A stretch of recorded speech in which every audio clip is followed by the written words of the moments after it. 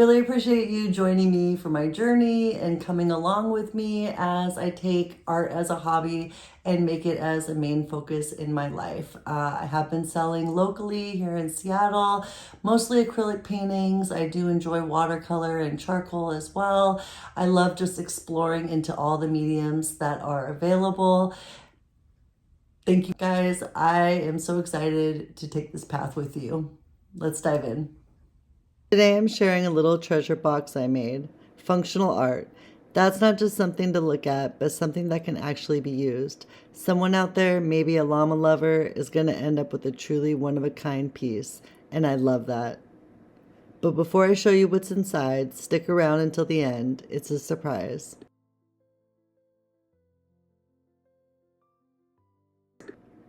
I picked up these simple wooden boxes at the dollar store for just $1.25 each, along with these rub-on decals.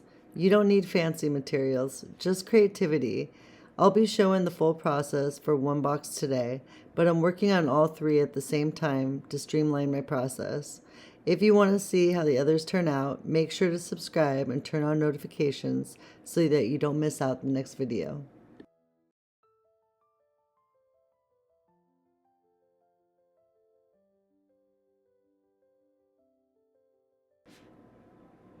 First things first, I always remove the hinges.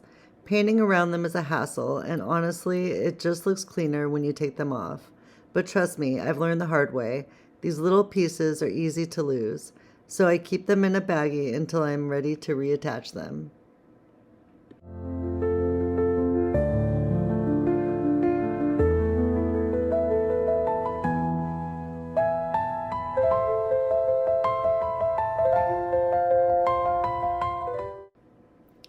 Now for the fun part, painting.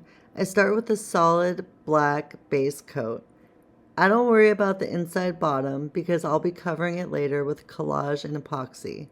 It takes about 4 coats to get that rich, deep black. Once that's dry, I go over it with layers of silver. Since the llamas have gold accents, I wanted the silver contrast to really make them pop. This part is just meditative. I love layering on the paint and letting the vision come together.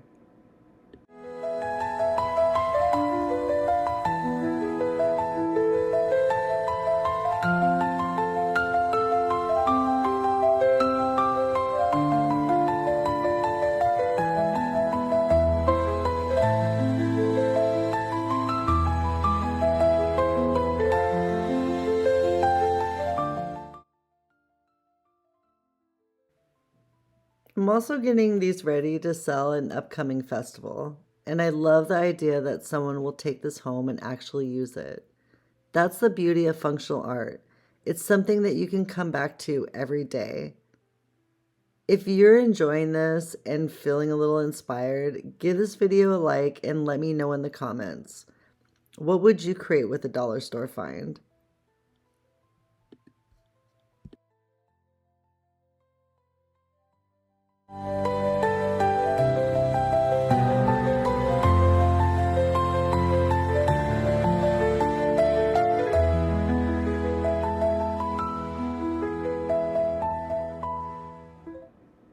Next, I bring in the rub-on decals.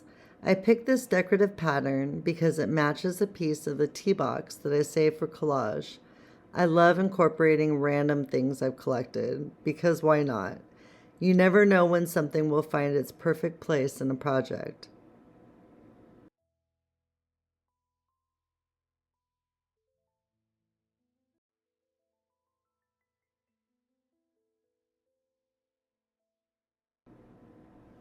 I center the pattern on the box and start rubbing it on with an old gift card. Any firm edge works for this. It takes a few tries to get everything transferred, but patience pays off.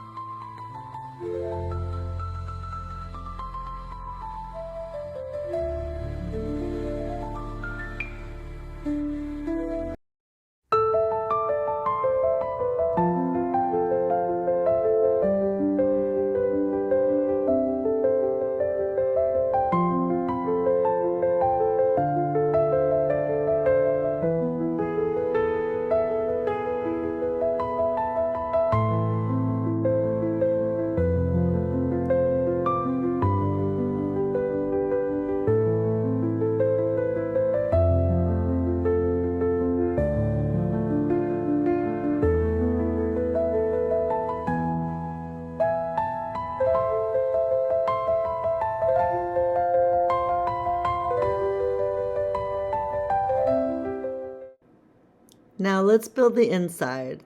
The llamas came with cactus decals, so I figured they must live somewhere dry.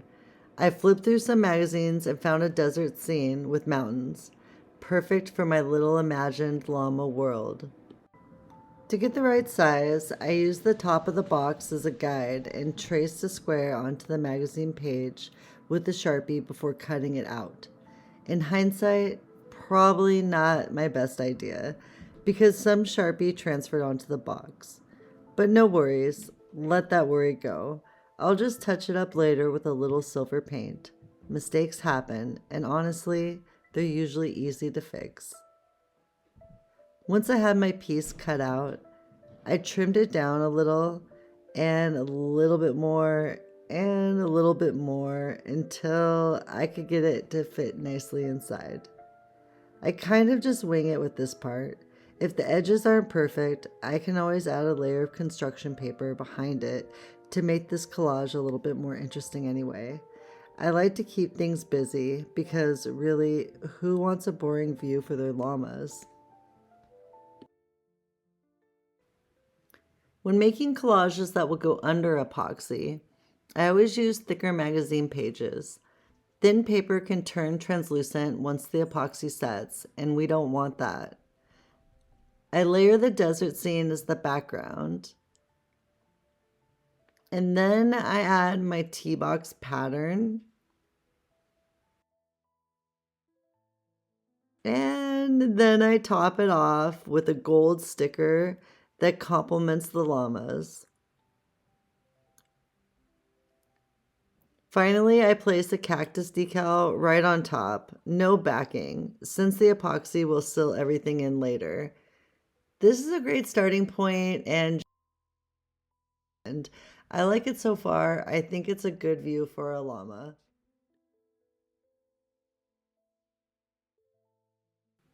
Now it's time to place the llamas. These decals were a little tricky, guys. They kept shifting on me, so I used this tape to hold them in place while rubbing them on.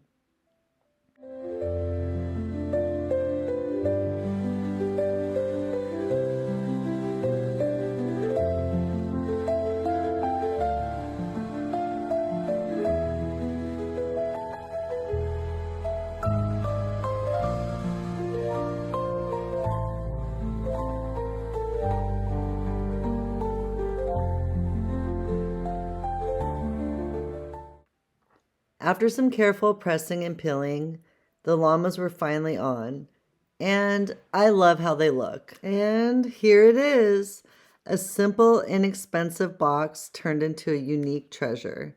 I'll be finishing it with an epoxy in another video along with the other boxes in this series. So make sure you're subscribed and have notifications on so you don't miss it.